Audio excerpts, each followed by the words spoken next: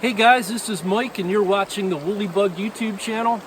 It is Sunday, December 2nd, 2018, and let me tell you, it is a wet and foggy start to the month of December here.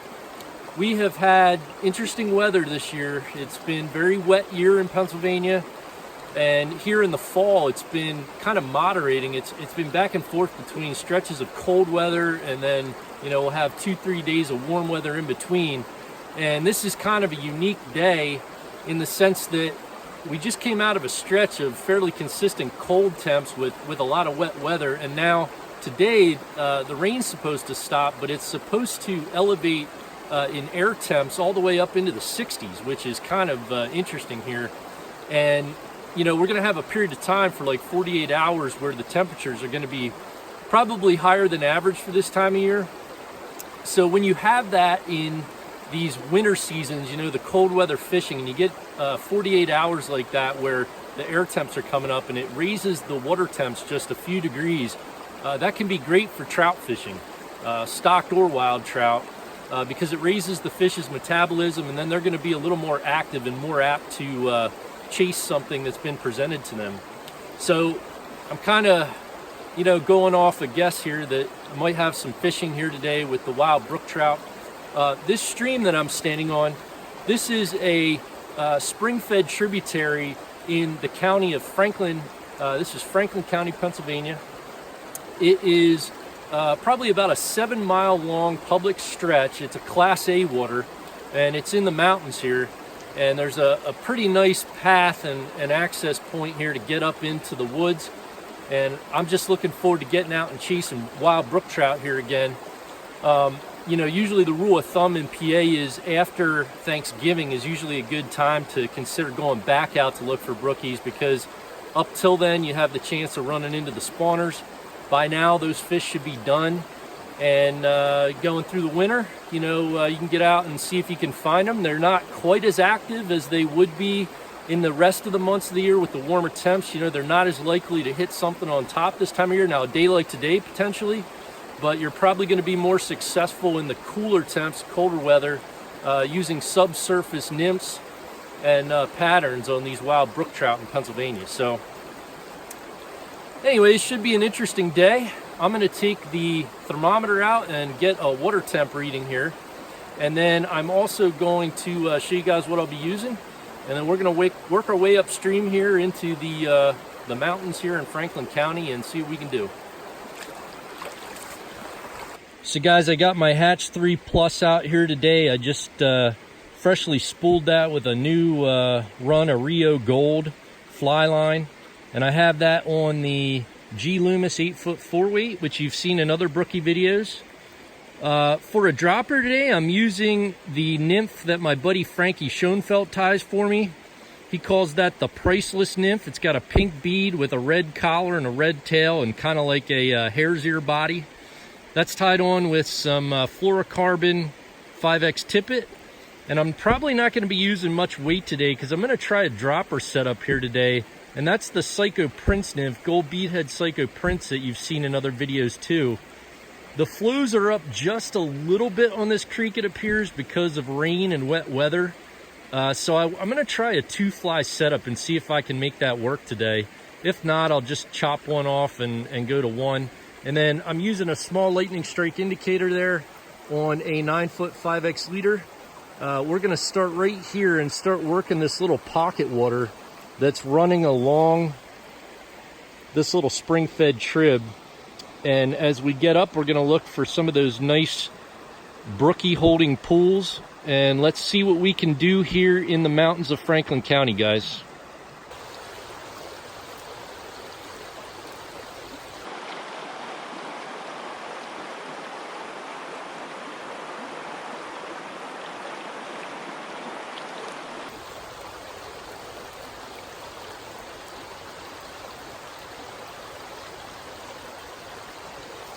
Guys, that's my first Franklin County brook trout. He took the Prince Nymph.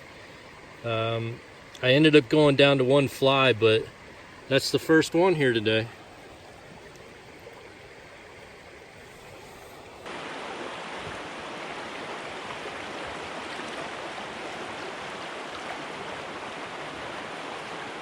There's one.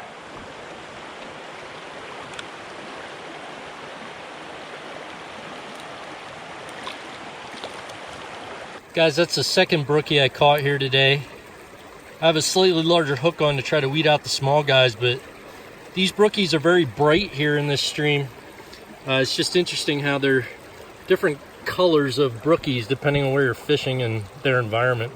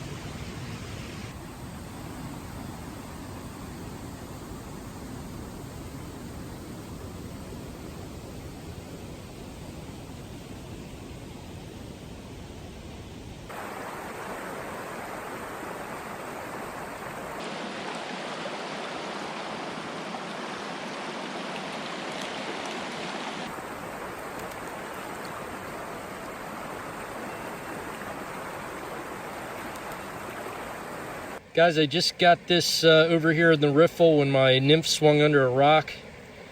Just probably the best one I had here this morning. Beautiful fish.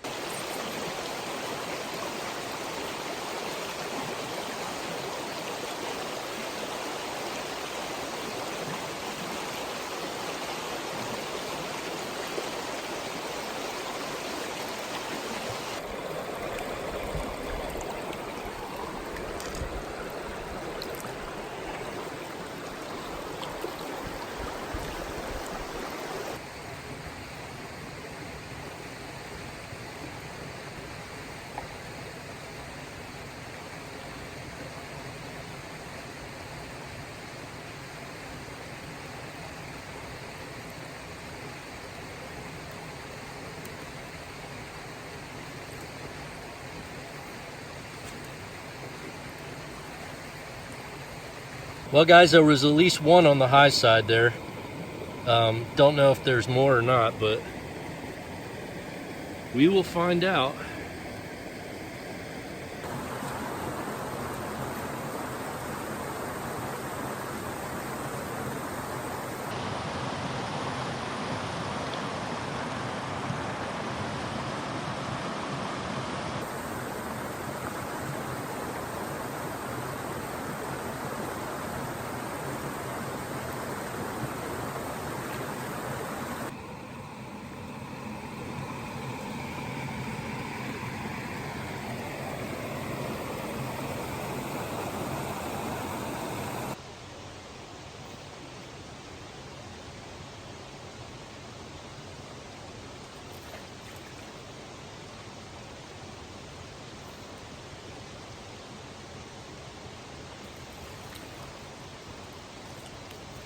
Guys, I don't know if you can see that, but this Class A brookie was hiding under a little log over there and darted out and ate that nymph, and it was pretty cool.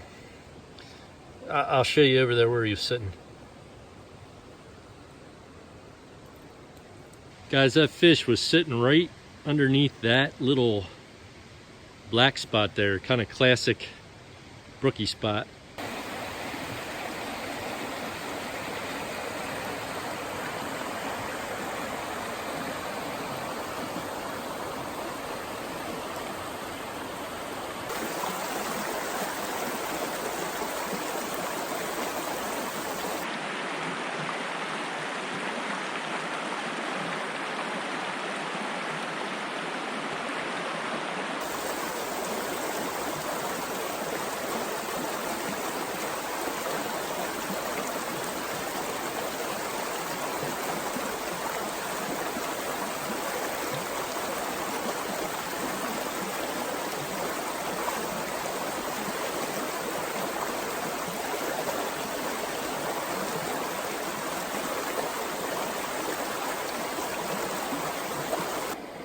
This one's got a rosy cheek there, guys.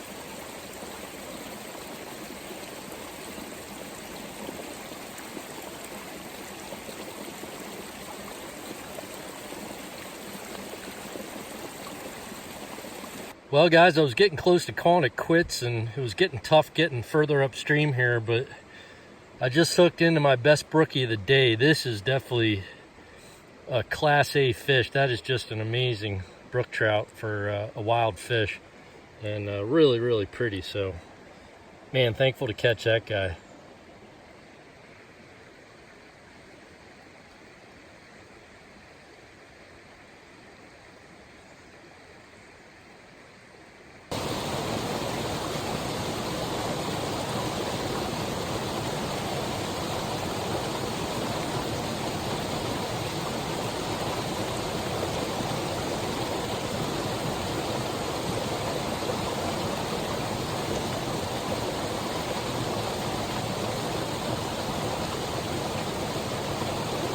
All right, guys, this really is my last one. I caught that nice fish and then wanted to keep going. I walked another 100 yards, caught this guy, and I got to get out of here. But, man, just these fish are just incredible, man. I love these fish.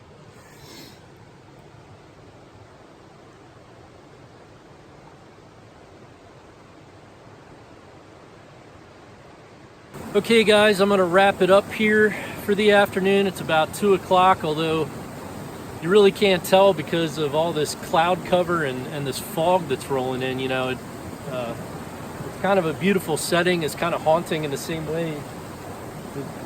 The woods just look crazy in the fog, but it's been a fun afternoon. It's definitely warmed up. It's pretty mild out for early December, and I did see some fish that probably would have come up and taken a dry fly. Unfortunately, I forgot my dry fly box at home. Don't ever do that. And so I couldn't try them out. But some of the fish were active and up on my indicator, but there were others that were totally not in that mode.